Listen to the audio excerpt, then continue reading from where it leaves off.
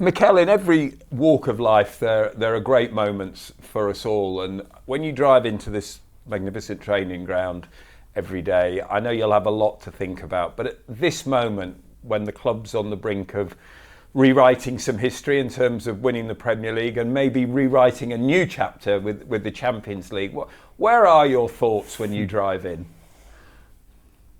I try to bring my thoughts to the present and live in the moment and just focusing on, okay, what is really important today, what is very relevant today, to continue in the journey in the right way and prepare for Burnley. That's it. How do you manage the expectation of everybody else? Because everywhere I go around this place, everyone's got a smile on their face and they're all dreaming of that glory. Is it important that you keep that dream at the forefront but also manage the reality of it? Yeah, I think keep that energy, that enthusiasm, that will that everybody has and push it towards, okay, again, how can I help today to impact the team to be better than yesterday and to get all the boys ready for what is coming on Monday. That's it. That's the only thing that we can do. As a coach, what are the challenges you face every day to make sure success comes here? It's not just only about success, it's the moment of difficulty as well. There is a lot of individual moments as well. Not all the players, not all the staff is in the same emotional state even today. So just making sure that we are constantly aligned. There is a lot of clarity on what we want to do and that everybody feels very important and part of what we are doing, especially that. You are having problems to encounter, as all clubs do, with a busy calendar, injuries and fixture congestion. But having experienced success at this level in this country, albeit with another club, do you sense that the pieces are all coming together for you at the right moment?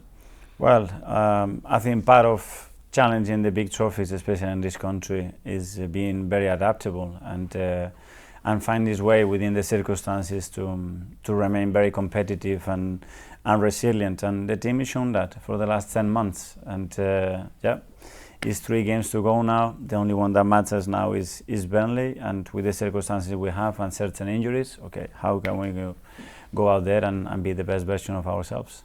You mentioned the injury word. Obviously, one of the big blows is Ben White and that link that was forming again with him and Bukayo. What are the challenges that face you there at this moment, particularly with Jurian's injury as well? Well, I think unfortunately we have experienced that because we had many injuries in the same positions at the same time throughout the season. So we'll find a different way, different options in relation to the player's state, the opponent as well, what he's doing, and try to find hopefully the best solution. Is this a moment where risk and reward have to go out the window and you just simply have to make a decision?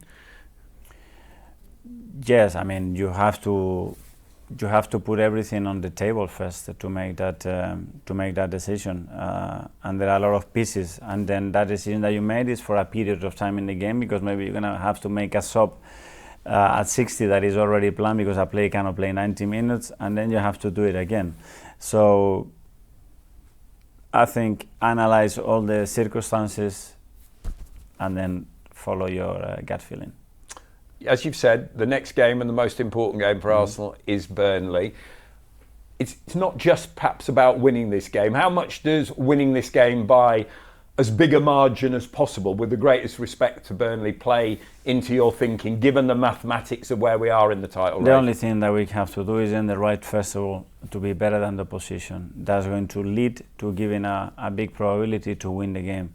And then the rest might come. But we need to do that. And when you watch them play a few days against Villa, you know that it's going to be a tough game.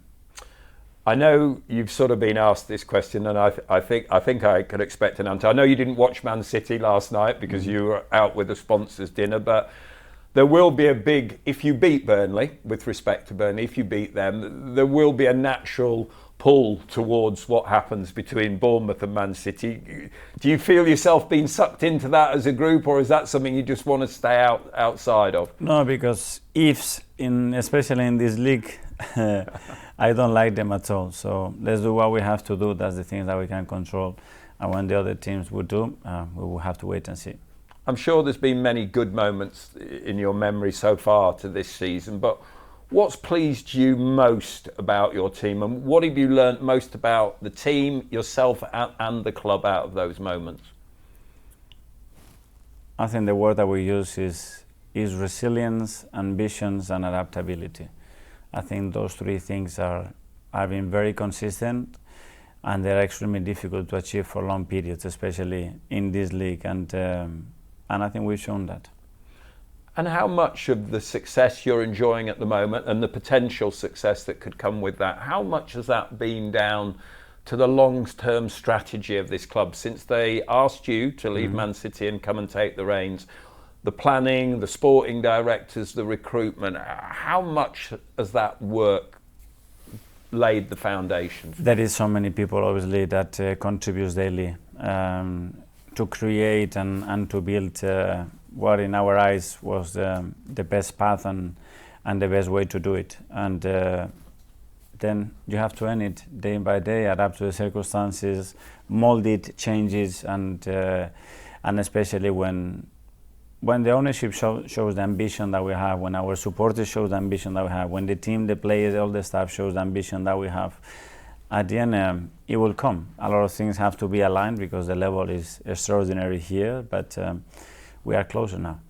Nothing is done yet, no trophies are in the cabinet, but should that be the end result, do you feel the foundations here, Mikel, are for a dynasty? What I'm saying is it's very hard to win back-to-back trophies, it's very hard to do it. But do you sense that this club is in a space where Man City found themselves, that long-term you could go on and achieve that sort of when you see the trajectory and what we built in the last few years, and especially in the last 4 years in terms of consistency, the amount of points, wins, you should have a few trophies, big trophies already. That only happens in this league. But that drives you to be even better. So we still have to make that a step of finalizing the business. And that's the opportunity we have in the next 3 days. And then we'll have time to talk about the rest. And finally, you yourself, you shoulder the responsibility of everybody here. You are the focal point. Do you find time to switch away from the madness of everything that's going on around you at this minute in time? It's just, I was living with it. I think it's part that, I don't know if it's this connection, the word that is needed, but just doing and having the time to feel, time to reflect, time to enjoy as well certain things that they are part of the jobs and others that are related to your family, your relative, your own necessities as a person as well to develop, and everything is coordinated there in a way now.